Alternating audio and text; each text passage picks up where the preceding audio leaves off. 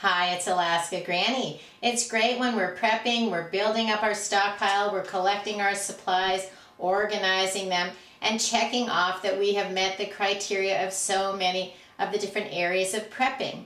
For example, first aid. We know that we need to have bandages, gauze, elastic bandages, wraps, ointments, thermometers, tweezers, first aid creams, over-the-counter medicines, alcohol, and peroxide.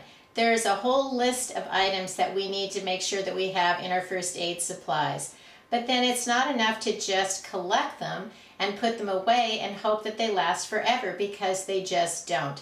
I was recently inspecting my first aid supplies, and I thought I would share with you a few of the problems that I've discovered so that you can look for these too and see if that's something that you need to work on, and maybe those are some items that you need to replace. The first item, I was so surprised when I reached for a bottle of peroxide, and as I picked it up, it squirted at me because it's actually developed some sort of a pinhole in the corner. I don't know how it happened or how long ago it was, but we certainly know that if our peroxide is not completely sealed up, that it isn't any good anymore. And so I'm glad I discovered it before there was an emergency, because now I can put it on my list of items that I need to replace. I also was looking into one of my bins of ointments, and I discovered that one of those somehow is leaking or something, because they are greasy feeling on the outside. Likely these have been stored too long, something is weeping through it or leaking. They're sticky and moist on the outside, and so these are some ointments that I would need to replace.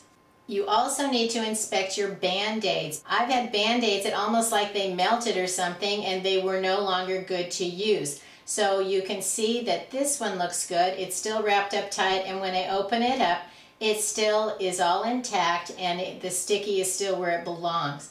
You may notice, if you ever open some that are no longer good, that they just don't even look right. This one fortunately looks right, so that I know the rest of my package is likely good.